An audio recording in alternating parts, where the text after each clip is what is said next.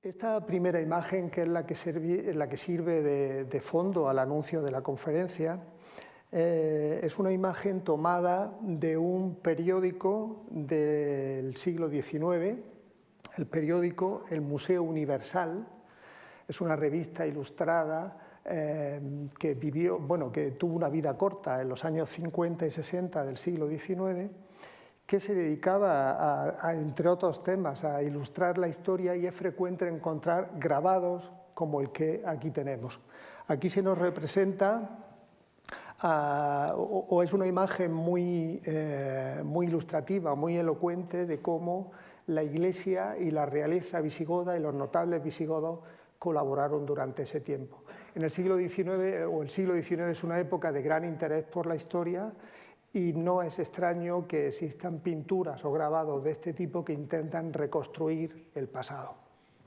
Esta, como les digo, es muy elocuente, es de un pintor, Carlos Rivera, un pintor de la corte, bastante considerado en el XIX, que en una colaboración reconstruyó a su manera esta colaboración entre Iglesia y monarquía en la época visigoda. Bien, quería en segundo lugar presentarles este cuadro, que es de sobra conocido y que sirve de anuncio a todo este ciclo de conferencias. Pero antes de profundizar en él y de intentar comentarlo, quería subrayar tres cuestiones que me parecen importantes como punto de partida de esta hora que vamos a compartir. Primera, la cronología, el tiempo en el que nos vamos a mover, va a comprender el final del siglo VI, el siglo VII e inicios del siglo VIII. Mi compañero Santiago Castellanos hizo el primer día en la inauguración del ciclo un repaso a los visigodos hasta su llegada a Hispania, y en la clausura del ciclo realizará un repaso a la historia de los visigodos en Hispania. Nosotros nos vamos a ceñir un poquito más en el tiempo. Grosso modo podríamos decir que los visigodos están en Hispania, están instalados en Hispania en los siglos VI y VII y principios del VIII, hasta el 711 con la célebre batalla de Guadalete, célebre y triste para los visigodos.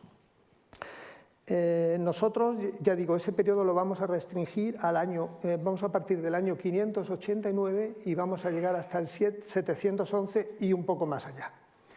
¿Por qué partimos del año 589? En el año 589 se produce un acontecimiento nodal para el reino visigodo. Ese acontecimiento fue la reunión religioso-política celebrada en Toledo, conocida, que se autodenominó el Concilio III de Toledo, donde los visigodos se convierten al catolicismo. De manera que eso facultaba la unión también religiosa de la población que habitaba la Hispania del momento. Hasta entonces los visigodos eran arrianos. Les recuerdo que los arrianos son también cristianos. Hay una pequeña diferencia doctrinal que tiene que ver con que ellos no consideran a Jesucristo Dios, los arrianos, y los católicos sí. De la fricción entre los dos grupos, o la fricción se solventó con la conversión de los visigodos al catolicismo en ese Concilio III de Toledo. Por tanto, ahí hay un punto de inflexión clave en la historia de los visigodos en Hispania. Partimos, por tanto, de esa época y llegamos hasta el 711 y un poco más allá, como les decía. Una segunda cuestión de partida es, ya que hemos delimitado el tiempo, el lugar, el territorio en el que nos vamos a mover. Nosotros vamos a estar dedicados a la península ibérica, que ya podemos llamar Hispania. Desde época romana, la península ibérica es conocida en las fuentes como Hispania, no España, Hispania. Que además, en el caso de los reinos del reino visigodo, incluye una franja en territorio actual de la Francia, del país Francia, que aproximadamente corresponde con el Languedoc, con la zona del Golfo de León, que se extendería hasta las bocas del Ródano. Esa provincia siempre perteneció al reino visigodo hispano, se llamaba Septimania. Fue un punto de fricción constante entre francos y visigodos, pero siempre fue visigoda hasta el final del reino. Y una tercera cuestión que quería asentar como punto de partida es la asociación imprescindible entre religión y cultura en esta época. Son dos temas que no se pueden disociar. Quienes practican la cultura son miembros de la Iglesia, miembros de monasterios, son cristianos, normalmente dirigentes cristianos, y no existe algo que podamos identificar como cultura laica durante este periodo. Desde el siglo V en adelante, el maridaje entre religión y cultura va a ser algo que va a perdurar en el tiempo prácticamente hasta el final, hasta bien avanzada la Edad Media. Por tanto, 589-711, o sea, final del siglo VI, siglo VII y principios del VIII, territorio Hispania más la Septimania, y religión y cultura imbricadas, profundamente interrelacionadas.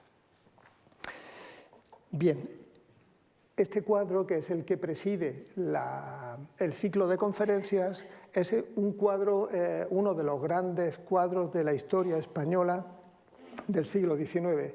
Se titula La conversión de Recaredo, y aquí se nos representa al rey Recaredo, el rey visigodo, que se convirtió junto a la población goda al catolicismo, con su esposa, ante la presencia de un individuo, un santo con quien nos vamos a relacionar a continuación, Leandro de Sevilla, San Leandro de Sevilla, que fue el tutor religioso, el tutor, supervisor, orientador, inspirador de esta conversión y de este Concilio III de Toledo. Habría más elementos a comentar. Bueno, fíjense que en la parte superior está representada la corona votiva de Recesvinto, que probablemente conozcan todos ustedes y que veremos más adelante. Es una pieza artística arqueológica que es bien conocida y que está en el Museo Arqueológico Nacional. Estas pinturas durante tiempo no han sido consideradas suficientemente, a mi juicio, pero tienen una carga de erudición muy importante, porque quienes las pintan se informan a conciencia previamente, y toda esa información intentan representarla en mayor o menor medida en el espacio de la pintura, del cuadro. Bien, otra cosa que va a guiar la exposición del día de hoy es que, para intentar que sea un poco más cercana a nosotros, pensé en la posibilidad de que cada uno de los temas nos lo fueran introduciendo personajes del momento. Son como una especie de actores protagonistas de lo que estemos hablando, que nos van a dar la mano para guiarnos en medio de estos temas. Los protagonistas escogidos son todos hombres de la Iglesia, el maridaje religión-cultura que antes les decía. Y además todos son santos menos uno. Vamos a tratar con San Leandro de Sevilla, a continuación con su hermano San Isidoro de Sevilla. Trataremos también con el obispo San Braulio de Zaragoza, con el abad y obispo San Fructuoso de Braga y con el obispo San Julián de Toledo. El único que no es miembro de la Iglesia, de los que utilizaremos como guías en la exposición, es el rey Recesvinto. Y luego verán por qué su perfil es distinto del de los demás. Una otra premisa, antes de entrar en el tema, tendría que ver con qué ocurre antes del Concilio III de Toledo. Bien, cuando el Imperio Romano entra en crisis, de esto habló mi compañero Santiago Castellanos el primer día, con todos los problemas en la frontera, la división del imperio, la partición del imperio en dos, etc., las invasiones de los germanos o bárbaros, según se les llame, generaron un periodo en el siglo V y el siglo V particularmente tumultuoso, de incertidumbres, de riesgos, de miedo, donde la única garantía o la más clara garantía de continuidad y de organización frente al caos fue la red creada por la Iglesia católica. Se había creado una red de iglesias. Les recuerdo que la palabra iglesia, creo que también se lo comentó mi compañero Santiago Castellano, no hace referencia al edificio donde se celebra el culto. La palabra iglesia viene del griego ecclesia, que significa reunión. Iglesia es la reunión de los creyentes de un lugar y, por tanto, la iglesia toledana sería la reunión de aquellos toledanos que son católicos. Luego, por extensión, se le llamará iglesia al lugar donde, y se le llamará iglesia a toda una diócesis que incluye a otras comunidades. Pero originariamente iglesia significa comunidad de creyentes de un lugar. Las cartas del Nuevo Testamento, las cartas que se dirigen a los corintios, recordarán, se dirigen a la iglesia de los de Corinto, a la iglesia de los de Tesalónica, a la iglesia de los de las distintas ciudades de las que se traten. Por tanto, la red de iglesias en el siglo V es el elemento que articula, que ofrece alguna certidumbre en un periodo donde parecía que el mundo se venía encima, que el mundo estaba próximo a su fin. A principios del siglo VI, que ahí terminó mi compañero y retomará el hilo el jueves de la semana próxima, los visigodos, después de ser derrotados por los francos, se instalan en la península ibérica, progresivamente, no es una cosa instantánea, pero progresivamente se instalan. Y en comparación con el siglo anterior, aunque hubo problemas, los problemas fueron menores.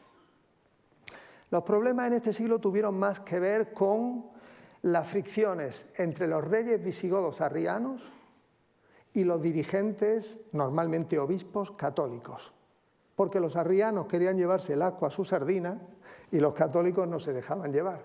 Eso se ilustra con una serie de problemas que no es el caso ahora aquí comentar. Pero las fricciones ya no eran tanto de inseguridad, de temor a los saqueos, de no saber por dónde podían ir los tiros de un día para otro. Es más bien problemas de índole doctrinal, con lo cual el riesgo de las personas es mucho menor. Con eso llegamos al Concilio III de Toledo y empezamos nuestra charla de hoy, nuestra conferencia. Quien nos va a guiar en este Concilio III de Toledo es Leandro de Sevilla, San Leandro de Sevilla. Aquí lo tenemos. Bueno, quería también indicar una cosa que, sí, una premisa se me había quedado en el tintero que es importante también recordar. Y con eso me remito también a intervenciones de los compañeros de los días anteriores.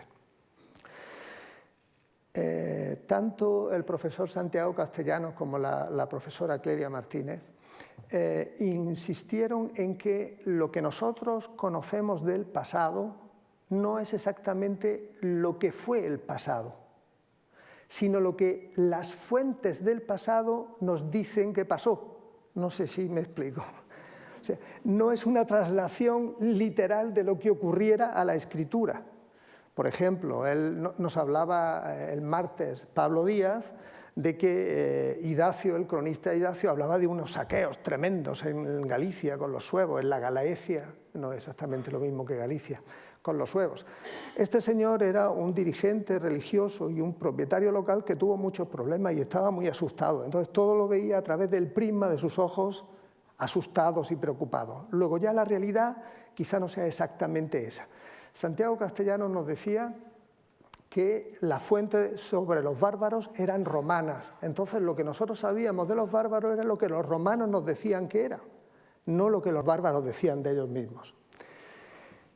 Y es importante tener eso en cuenta, esa prevención de que, por desgracia, al pasado nunca lo podremos conocer exactamente, porque siempre los vestigios, los recuerdos, las informaciones que nos quedan del pasado son limitadas, son parciales, son condicionadas. Entonces es importante tener eso en cuenta para intentar ver qué condicionamiento influye en la fuente de la que se trate.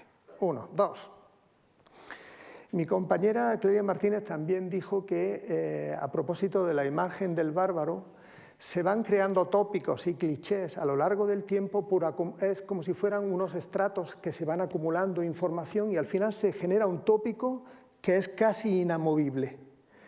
Por tanto, quería llamar la atención a que sobre nuestra visión del pasado no solo está lo que nos dicen algunos de los del pasado, sino que se van incluyendo capas con los siglos y al final nos llega un producto terminado a hoy que no necesariamente es el que fue.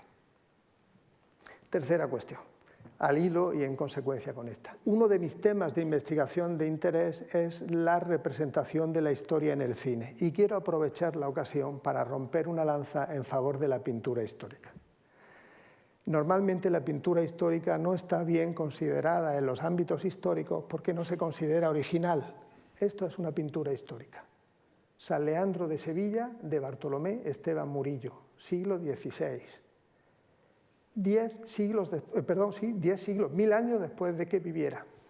Entonces, un historiador de viejo cuño, muy a la vieja usanza, por decirlo así, diría que este cuadro no nos serviría para ilustrar a Leandro de Sevilla.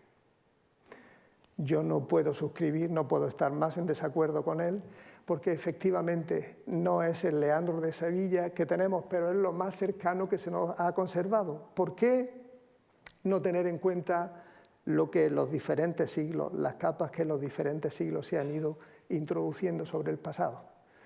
No sé si ustedes están muy de acuerdo o no conmigo, pero yo soy un firme defensor de que el pasado va viviendo sucesivos renacimientos y todos tienen su interés, mayor o menor. En este caso, San Leandro de Sevilla, de Bartolomé Esteban Murillo, que está en la sacristía mayor de la Catedral de Sevilla. ¿Por qué le hacen un cuadro a la sacristía mayor de la Catedral de Sevilla a San Leandro? Porque es uno de los patrones de la ciudad. De hecho, en el escudo de la ciudad aparecen 3 santos. San Fernando en el centro y escoltado por San Leandro de Sevilla y San Isidoro por la otra parte. Entonces, en Sevilla tienen especial interés en reconstruir la memoria de este personaje histórico. Bartolomé Esteban Murillo. Y además, en el siglo XVII, cuando se pinta la pintura en 1655, para que tengamos presente qué se intenta transmitir, por qué es importante este personaje, nos incluye este pergamino con las siguientes palabras. Credite, o goti, consubstantialem patri. Creed, oh godos, la verdad de las... mejor dicho, que el verbo es consubstancial al Padre, o sea, Jesús es igual a Dios, porque los arrianos defendían que no lo era. En este concilio se declara la igualdad y, por tanto, toda la población hispana se hace católica. Aquí está resumido en este pergamino la sustancia, la principal información que se transmitiría a través o que simbolizaría el Concilio III de Toledo, en el que este señor fue un personaje fundamental. Lo fue el rey visigodo, Recaredo como promotor y él como mente gris, como intelectual, como quien estaba detrás de estas reflexiones. Bien, no solo de imágenes vive el hombre, sino también de textos, el hombre, los historiadores y los interesados por la historia.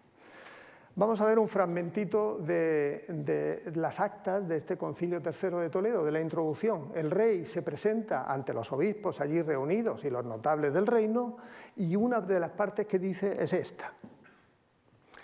He aquí que se presentó en medio de ellos el Serenísimo Príncipe, el cual, habiéndose unido a la oración de los obispos del Señor, lleno después de la inspiración divina, comenzó a hablarles de este modo. No creemos que se oculte a vuestra santidad cuánto tiempo España padeció bajo el error de los arrianos, dice el rey Recaredo.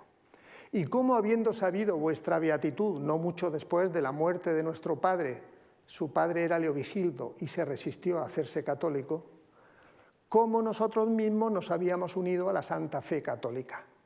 Creemos se produjo por todas partes un inmenso y eterno gozo. Y por lo tanto, venerados padres, hemos determinado reuniros para celebrar este concilio, a fin de que vosotros mismos deis gracias eternas al Señor con motivo de los hombres que acaban de volver a Cristo. Creo que es bastante elocuente de lo que trataba, de lo que se estaba dirimiendo en esta reunión conciliar. Leandro de Sevilla es un personaje, los obispos de esta época en su mayor parte son miembros de las aristocracias, son personas que ya son nobles, notables por origen familiar y acaban convirtiéndose de dirigentes socioeconómicos en dirigentes espirituales, en dirigentes religiosos. Las iglesias, porque probablemente un obispo de la época era quien más poder tenía en la diócesis por encima de cualquier laico. Bien, Leandro de Sevilla, San Leandro de Sevilla, forma parte de una familia de nobles y tuvo una formación cultural profunda. Viajó a Constantinopla, no quiero entretenerles con estas cosas porque son un poco farragosas, viaja a Constantinopla para intentar que los bizantinos intervengan en España para que sea católica, antes de que Recaredo se hubiera convertido. Pero como se da cuenta de que los bizantinos, los imperiales, los del Imperio de Oriente, tienen otras preocupaciones, hizo de la necesidad virtud y tras la muerte de Leovigildo lo que hizo fue convencer a su hijo de que se convirtiera al catolicismo. O sea, San Leandro de Sevilla es un hombre de mundo, un hombre con una gran formación, un hombre de la aristocracia hispana del sur, que viaja a Constantinopla y allí traba relación de amistad con el Papa Gregorio Magno, con quien se cartea con cierta frecuencia. Bien, pues tenemos a este individuo de primera magnitud que interfiere directamente en la conversión de los godos. Tenía otra diapositiva, es una pintura, seguimos sobre el mismo tema. En este caso, el anterior se llama La conversión de Recaredo, esta se titula El Concilio III de Toledo. Está pintado en el año 1862, la otra es un poco posterior en el tiempo, y es un ejemplo más de pintura histórica. Es un pintor llamado José Martí y Monceau, que fue premiado, fue presentado en una exposición, etc. Bien, antes olvidé decirles que la pintura de la conversión de Recaredo forma parte de la colección del Senado. Es una de las pinturas que fue encargada por el Senado como uno de los grandes momentos de la historia de nuestro país, de la historia de España. Aquí tenemos a la segunda gran figura que nos va a conducir durante esta hora, San Isidoro de Sevilla, probablemente el personaje más importante de toda la historia de la época visigoda, el personaje de cultura sin duda, con diferencia, y con él terminaremos la charla. Si aplicamos el criterio que antes hablábamos de cronología simultánea, tampoco nos serviría este cuadro. Este cuadro es de Murillo también, se hizo a la vez que el de San Leandro, a encargo de la Catedral de Sevilla. Y cuando se habla de San Isidoro en los libros, el cuadro que siempre se utiliza, aunque protestemos de la pintura histórica, es este. Y es el cuadro, cuando se habla de los visigodos, para ilustrar la religión de la época más usada en España y fuera de España. Luego, la pintura histórica sirve más de lo que en principio podríamos pensar. San Isidoro de Sevilla, curiosamente, siendo el hermano menor de Leandro, a Leandro se le pinta, se le recrea con un aspecto menos mayor, porque a San Isidoro parece que al representarlo con barba, con este aspecto de persona con más edad, da impresión de mayor autoridad y mayor sabiduría. Si se dan cuenta, entre los libros que está manejando, aparece su libro estrella, su libro principal, las etimologías, ahí aparece la entrada. Y bueno, y se supone que el libro que está leyendo en la Biblia es claro por la representación que es un hombre que transmite conocimiento, sabiduría, respeto, autoridad, pero me refiero a autoridad intelectual más que autoridad de mando. Isidoro de Sevilla es una de las personas, bueno, aprovecho su figura para hablar de su familia. En esa familia eran prácticamente todos santos, porque aparte del padre y la madre, quien conocemos menos, Leandro el Mayor fue arzobispo de Sevilla, Fulgencio, el segundo hermano, fue obispo de Écija, Florentina, la hermana, estuvo en un monasterio femenino, e Isidoro el Pequeño fue obispo y arzobispo de Sevilla también. Todos los hermanos santos, no es el único caso. Formaban parte de una familia aristocrática, antes les decía, originaria de Cartagena, que acabó trasladándose a Sevilla porque los bizantinos conquistaron durante un breve periodo de tiempo la costa sur y por las razones que fuere, la familia se trasladó a Sevilla. Por eso desde Cartagena se les reivindica como santos y si algunos conocen Cartagena o han estado por allí habrán visto los 4 santos de Cartagena, porque están considerados santos los 4, San Leandro, San Fulgencio, Santa Florentina y San Isidoro, y hay unas imágenes allí para recordarlo. Bien. San Isidoro, el hermano menor. San Isidoro es quien preside la siguiente gran asamblea religiosa en Toledo, el Concilio IV de Toledo, año 633. Pasamos del 589, la conversión, presidida por Leandro, al 633, el que se considera concilio constituyente, se le llama así, concilio constituyente, se le llama así desde la actualidad, en su momento era Concilio IV de Toledo a secas. Y en este concilio lo que se realiza es una definición casi más política que religiosa del reino. Se establece lo que podríamos decir, se crea lo que sería la primera teoría política después del Imperio Romano. Y la mente gris que da lugar a eso es este señor. Además, a partir de este concilio, el resto de concilios que existan en el reino visigodo van a ser claramente asambleas político-religiosas. Hasta el anterior, solo religiosas. A partir de ahora se convirtió en una especie de parlamento del reino hispano-visigodo. Allí se dirimían, se discutían todos los asuntos que tenían que ver, no solo los eclesiásticos, sino los civiles también. Y además, después, el rey promulgaba una ley para sancionar esas actas con rango de ley. Lo llamaba la lex in confirmatione concilio. Las actas del concilio automáticamente tenían el rango de ley. Vamos a ver un texto de las actas de este Concilio IV de Toledo, en concreto el Canon 75, uno de los más conocidos. A ver. El Canon 75, amonestación al pueblo para que no peque contra los reyes. ¿A qué viene esto? Resulta que entre los visigodos no era extraño que a la muerte de un rey hubiera disputas por su sucesión, porque no necesariamente tenía que ser su hijo o el mayor de sus hijos. Entre los nobles godos podían postularse ellos, entendían que tenían derecho. Es más, durante el periodo de reinado también algunos nobles se rebelaban contra los reyes. No era extraño. Es más, se dice medio en broma, medio en serio, que lo más frecuente es que los reyes visigodos no murieran en la cama. Bien, pues aquí está Isidoro y la Iglesia hispano-visigoda ofreciéndole un respaldo político a la figura del monarca. Dice lo siguiente: por lo cual, si queremos evitar la ira divina, o sea, esto lo hacemos para que Dios no se vengue, o sea, no se enfade con nosotros. Si queremos evitar la ira divina y deseamos trocar su severidad en clemencia, guardemos para con Dios la veneración religiosa y el temor y permanezcamos hasta la muerte en la fidelidad y promesas que hemos hecho a nuestros reyes. Que no se dé entre nosotros, como entre otras gentes, la impía sutilidad de la infidelidad, no la engañosa perfidia del corazón. Recuerdan que Clelia Martínez les comentaba el otro día que en la imagen romana del bárbaro se entendía que los bárbaros no tenían palabra, eran unos pérfidos. No la engañosa perfidia del corazón, no el crimen de perjurio, no las nefandas intrigas de las conjuraciones.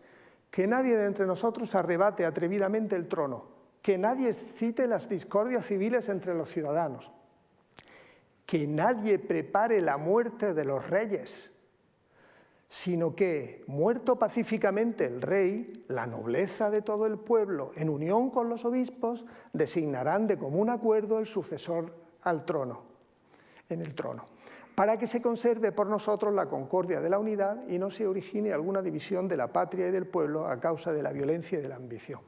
¿Qué tiene que ver esto con la religión?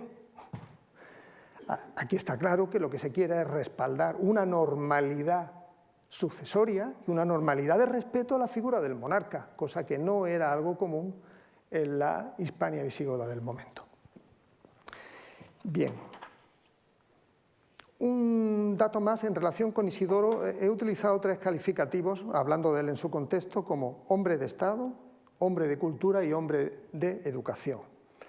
Como hombre de Estado, que está claro a partir del texto que acabamos de ver, una de sus obras es conocida como la Historia de los godos, suevos y vándalos, o vándalos y suevos. Y esta obra forma parte de un género que en la época se hizo relativamente frecuente, que se conoce como las historias nacionales.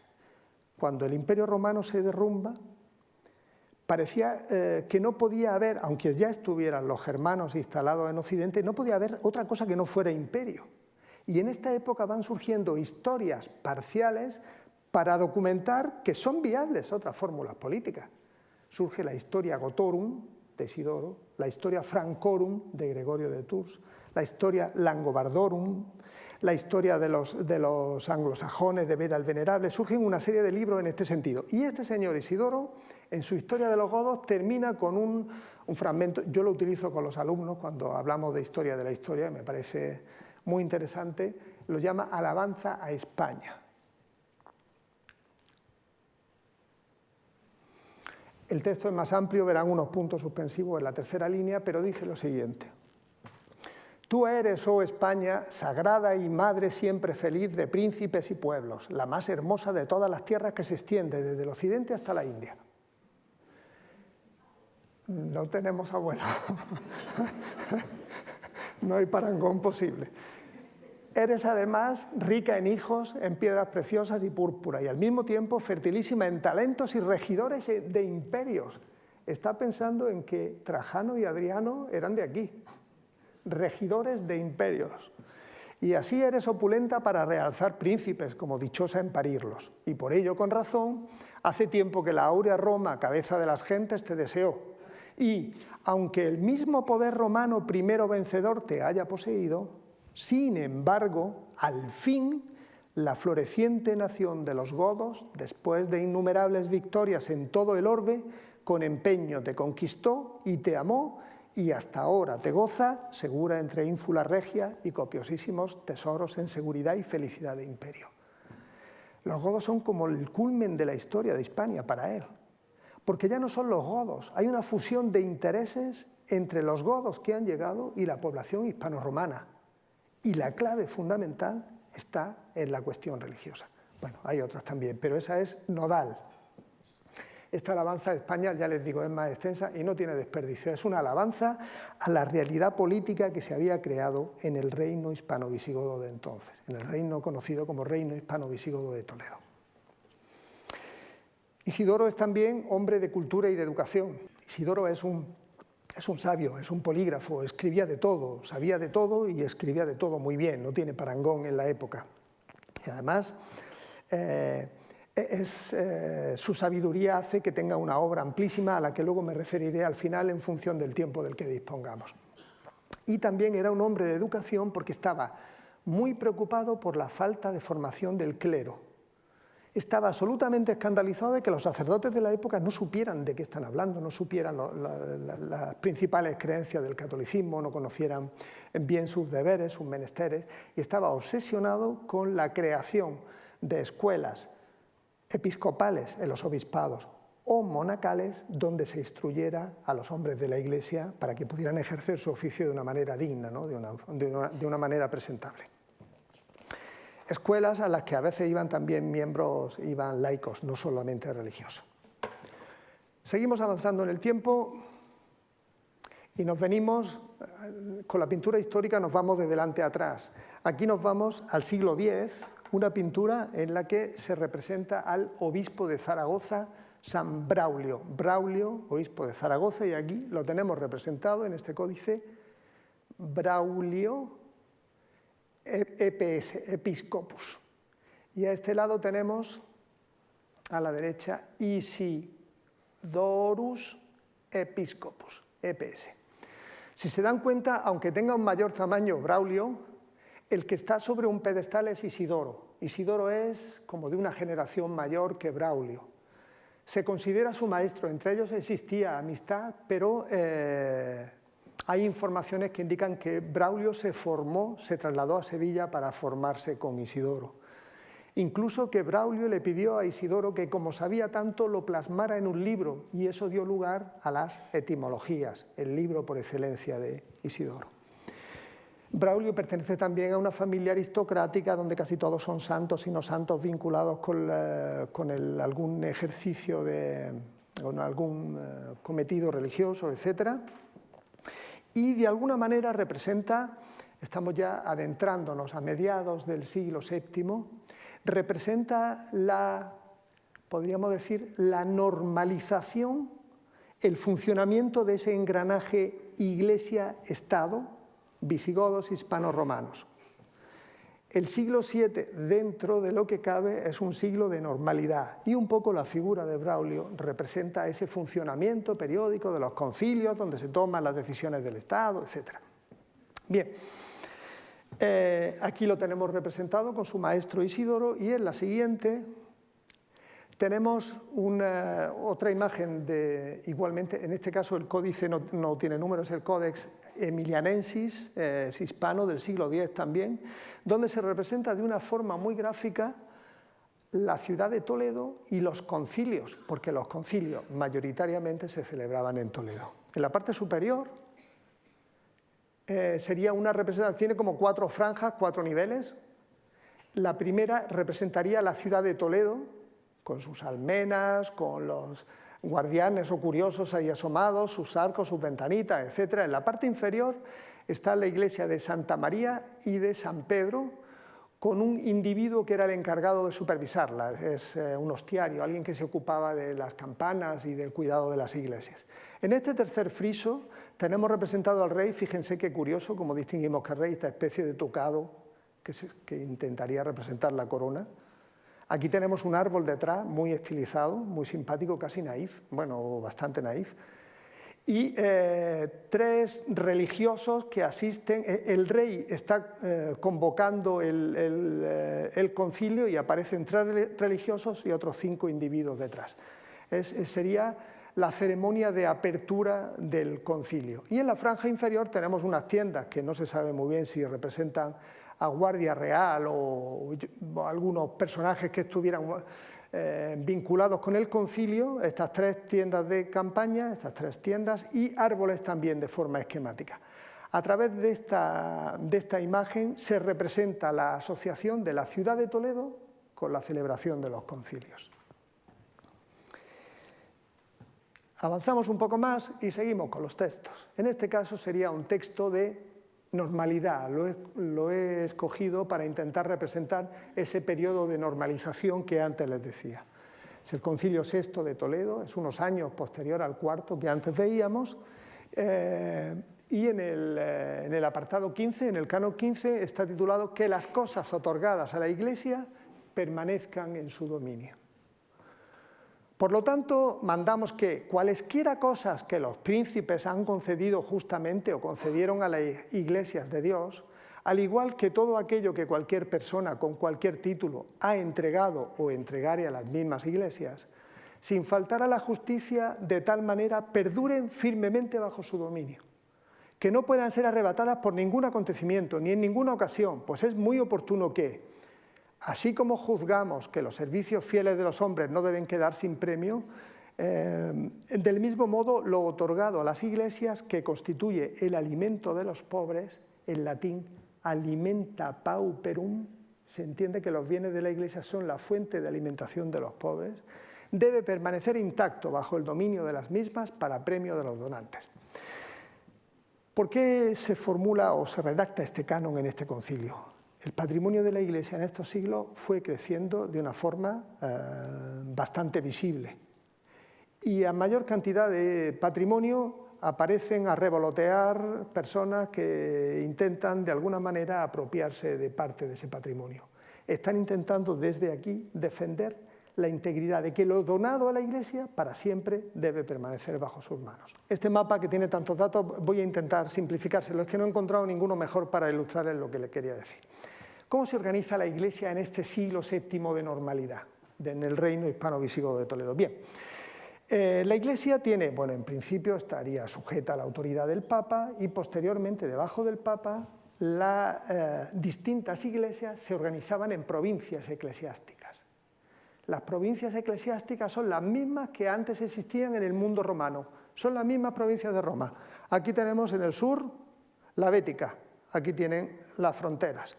Aquí tenemos la Lusitania, en la esquina noroeste la Gallaequia. en la esquina noreste y norte, la tarraconense. Y aquí nos quedaría la cartaginense, quizá la que tiene más proyección, desde la actual Almería hasta Palencia. Cada una de estas provincias eclesiásticas, en principio, eran una reunión de iglesias con sus obispos al frente. Tomemos el ejemplo de la Bética. Tenemos esta diócesis, bueno, toda una serie de iglesias que se reunían, pero con el tiempo entre ellas se definió la figura del obispo metropolitano, lo que luego sería el arzobispo. El obispo principal de los obispos de esa provincia, el jefe de los obispos de esa provincia. En cada una de las provincias hubo una sede metropolitana. En la Bética, la sede metropolitana era Hispalis, Sevilla. En Lusitania era Emérita, Mérida. En la cartaginense era Cartago, Espartaria, Cartagena. Luego veremos por qué no aparece aquí Toledo.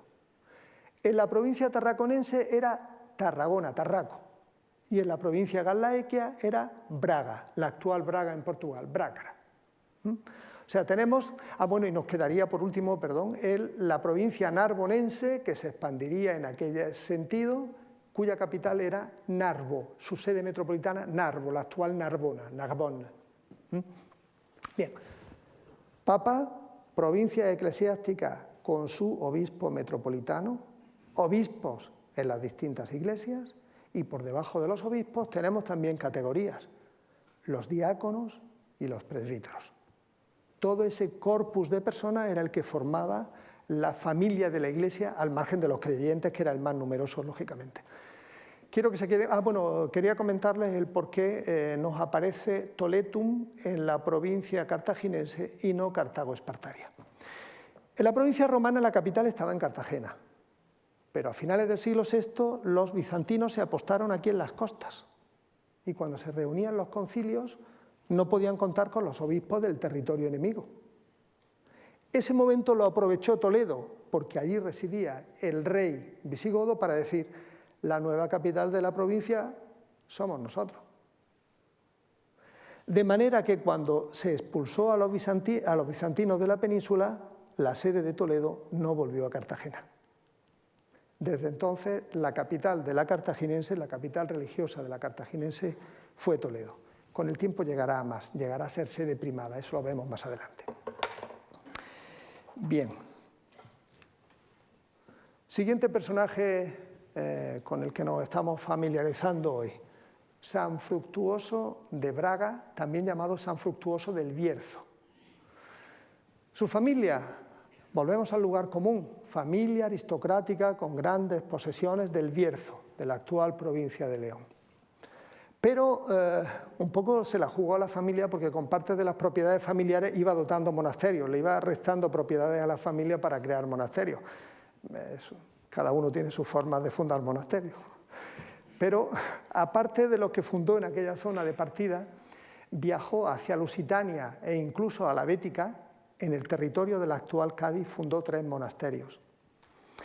Y a su vuelta, a una serie de avatares, fue nombrado obispo metropolitano de Braga. ¿Por qué lo he traído a colación a este personaje? Porque, bueno, y esta pintura, de nuevo vamos a la pintura histórica, es un cuadro del siglo XVI que forma parte de la Galería de Arzobispos de la sede de Braga. Y uno de ellos es San Fructuoso del año 665. Bien.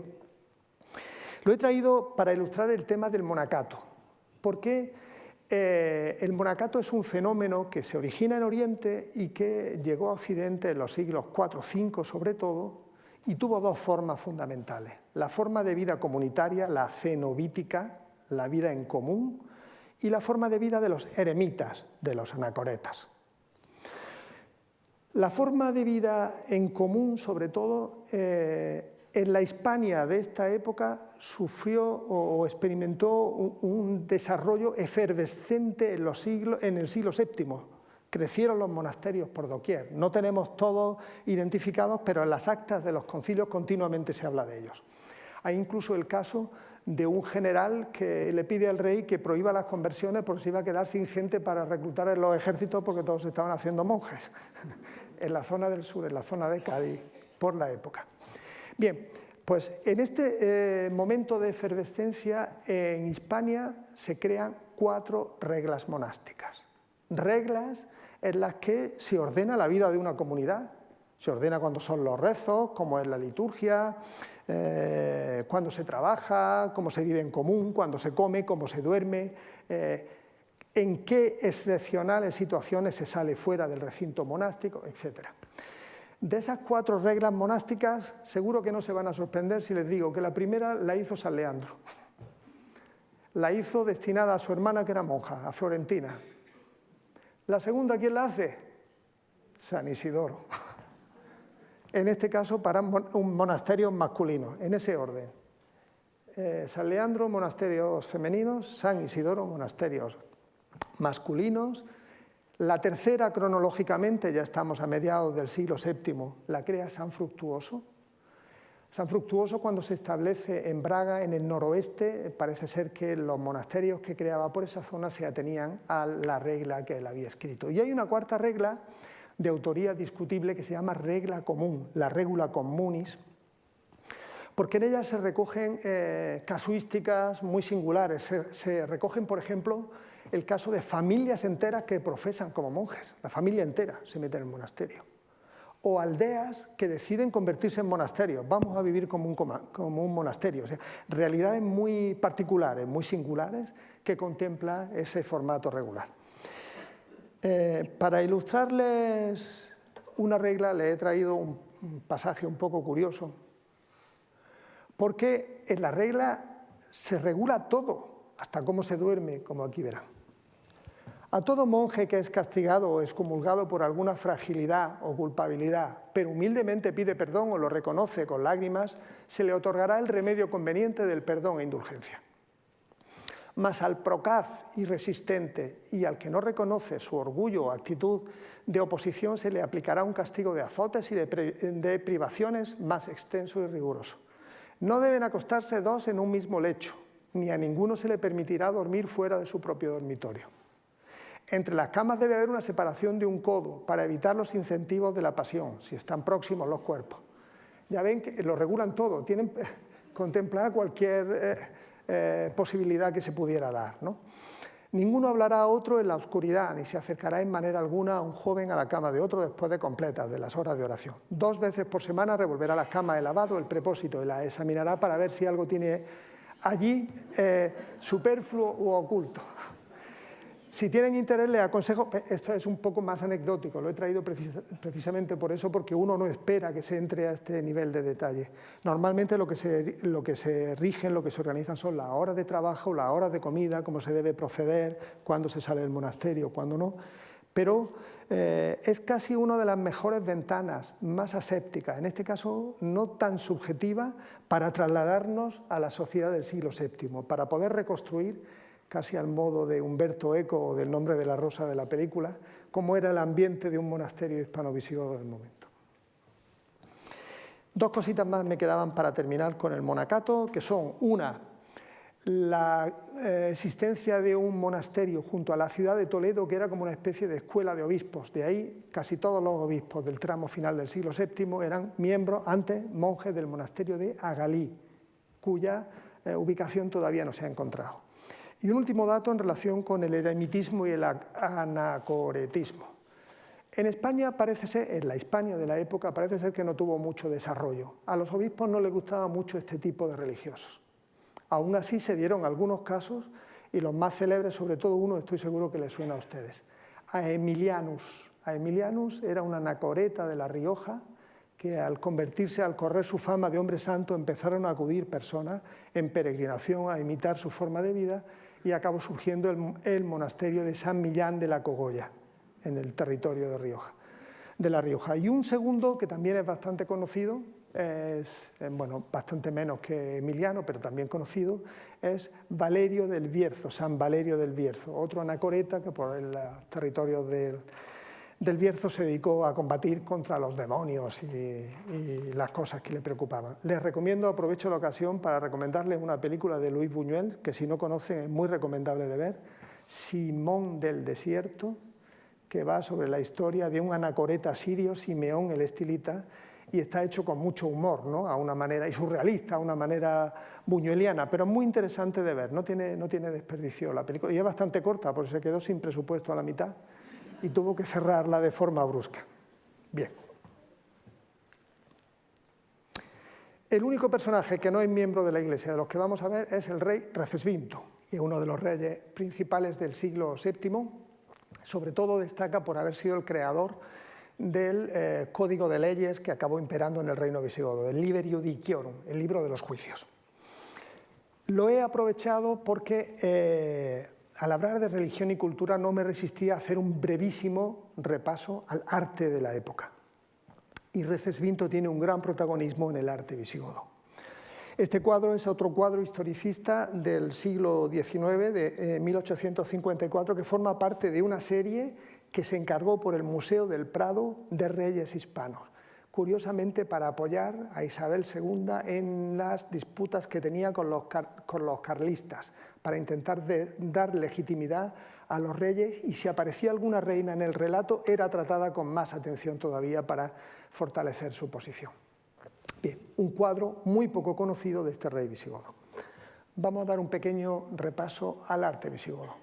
Cuando se habla de arte hispano-visigodo, San Juan de Baños es la iglesia por excelencia.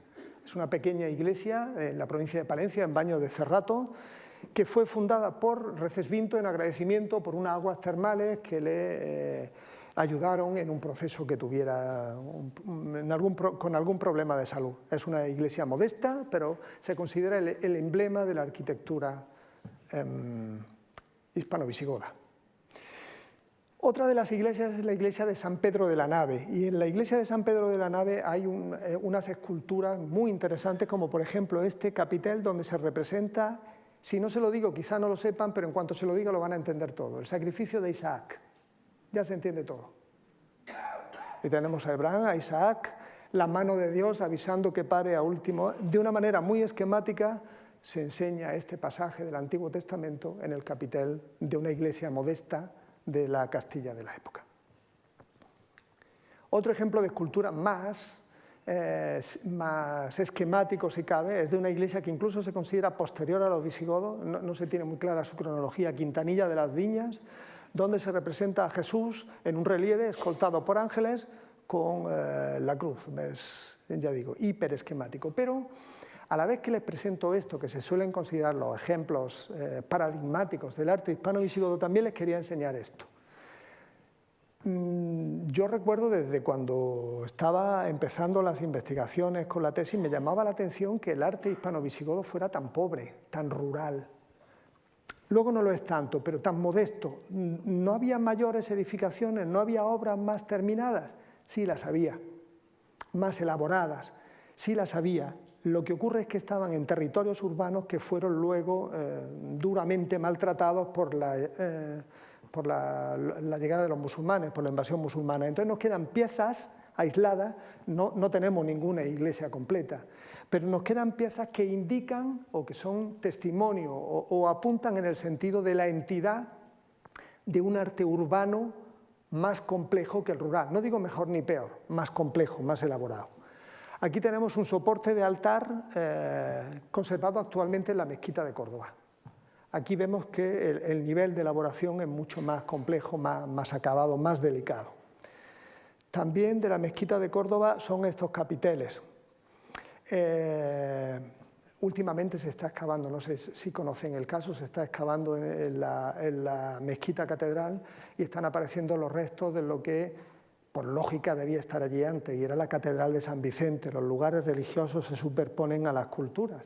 Entonces, parte del material constructivo de esa iglesia fue reutilizado en la mezquita. Este capitel es musulmán, pero este no, ni este, ni este, ni este. Hay una zona en concreto donde la mayor parte de ellos son capiteles de origen romano tardío o hispano-visigodo.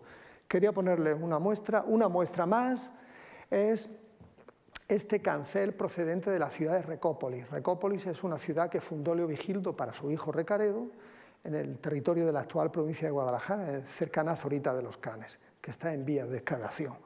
También parece algo más elaborado. Este fragmento de cancel procedente de Tarragona,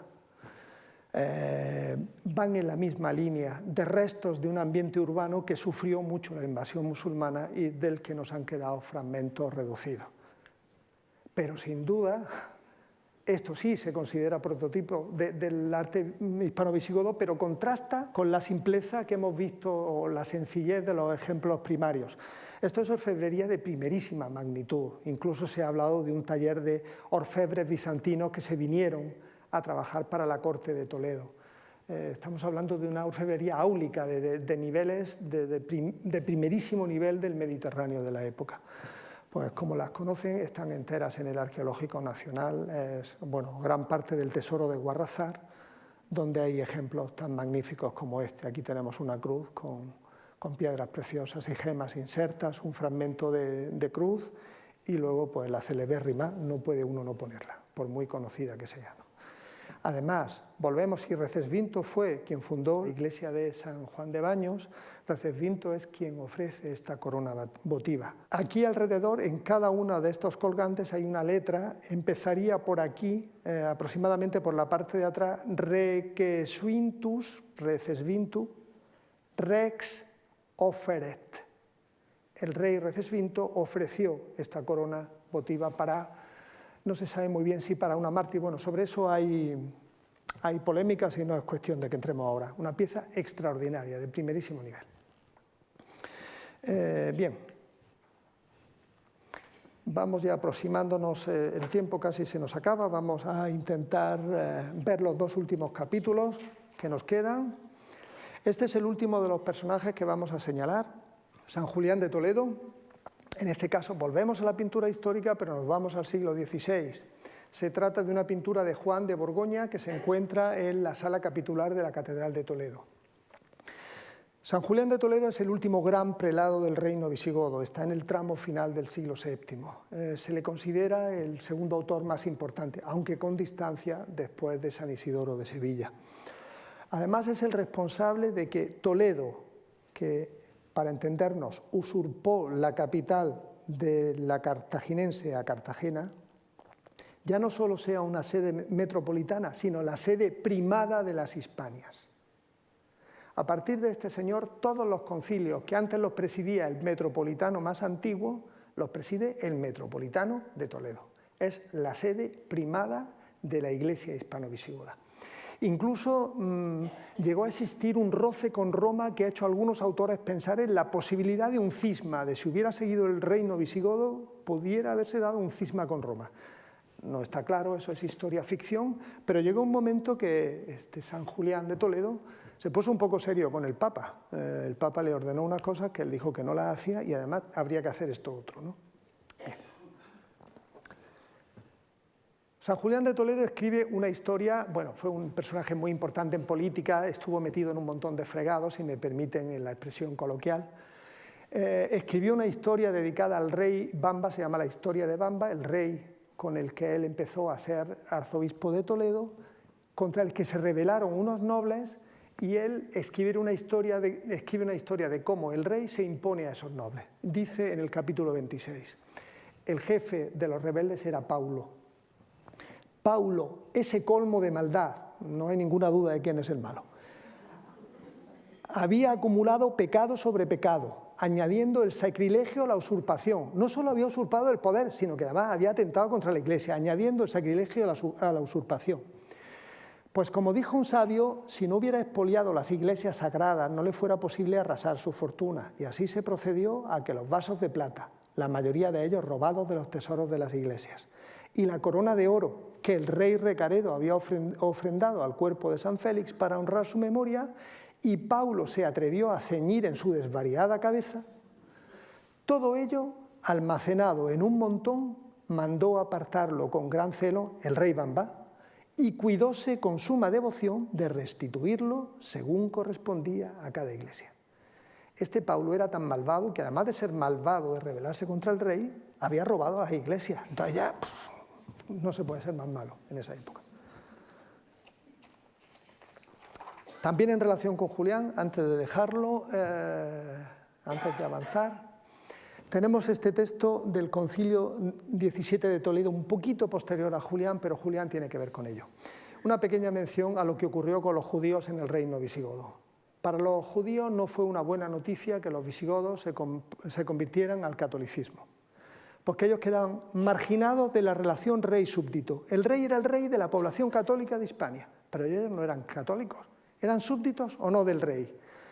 Todo eso generó una serie de desencuentros que fue agravando su situación con el paso del tiempo. Cada vez las medidas que se tomaban contra ellos eran más duras, lo cual quiere decir que las anteriores tampoco se cumplían tanto. Pero cada vez eran más duras, se intentaba apretar un grado más de tuerca en su opresión. Y el culmen, lo peor de su situación se alcanzó a finales del siglo VII, y aquí tenemos un ejemplo del canon en el que se habla de ello. Decretamos que en fuerza de nuestro decreto sufran castigo irrevocable, a saber, que según el mandato del piadosísimo y religiosísimo príncipe nuestro, el rey Egica, que encendido por el celo del Señor e impelido por el fervor de la Santa Fe no solo quiere vengar la injuria y rogada a la cruz de Cristo, sino que también pretende evitar con todo rigor la ruina de su pueblo y de su patria, que aquellos habían querido cruelmente provocar. Privados de todos sus bienes y confiscadas todas sus cosas, se les confiscan todas sus propiedades. Aún la más mínima, tanto las mismas personas de los traidores como sus esposas y los demás de su descendencia, arrancados de sus propios lugares, serán dispersados por todas las partes a través de todas las provincias de España, sometidos a perpetua esclavitud. O sea, se les esclaviza y se separa la familia. Yo creo que esto no se pudo aplicar de forma a rajatabla, o sea, de forma sistemática en todo el reino, porque era imposible, pero fíjense el grado de exacerbación contra ellos al que se había llegado, entregándoles al servicio de aquellos a los que el rey ordenare y no podrán bajo ningún pretexto recuperar de ningún modo su estado de hombres libres, mientras permanezcan en la obstinación de su infidelidad, los que fueron completamente infamados con la mancha de sus abundantes crímenes. Con esto habríamos hecho un repaso rápido, pero creo que algunas cosas han podido quedar claras del siglo VII. Pero me interesa subrayar, para terminar, la importancia de la figura de San Isidoro de Sevilla, porque aquí la hemos visto en contexto, hemos visto que es una persona destacada, pero tiene una proyección posterior que no es baladí, de gran envergadura. En la época en la que Isidoro escribió toda su obra, poco tiempo después se la conoció como Renacimiento isidoriano, porque se considera que el nivel al que había llegado la cultura con todo lo que había escrito Isidoro tenía una altura incomparable y por tanto se hablaba de Renacimiento. Los propios hispanos posterior, bueno, ya en vida lo reconocieron como un gran sabio, pero después de su muerte se le nombró el doctor de las Hispanias, el sabio de las Hispanias, se refería a él en varios concilios posteriores. Escribió una veintena de obras, si no más, entre las que destacan las obras históricas, antes le he hablado de la Historia Gotorum, las sentencias, las diferencias, el libro de los números, una crónica, etc. Pero hay una que destaca entre ellas sobremanera, las etimologías. Las etimologías son una enciclopedia preparada en el siglo, podríamos calificarlo de enciclopedia. O sea, Isidoro tiene un sabor enciclopédico, no solo por todo lo que sabe, sino porque escribió la enciclopedia anterior a la enciclopedia francesa del siglo XVIII.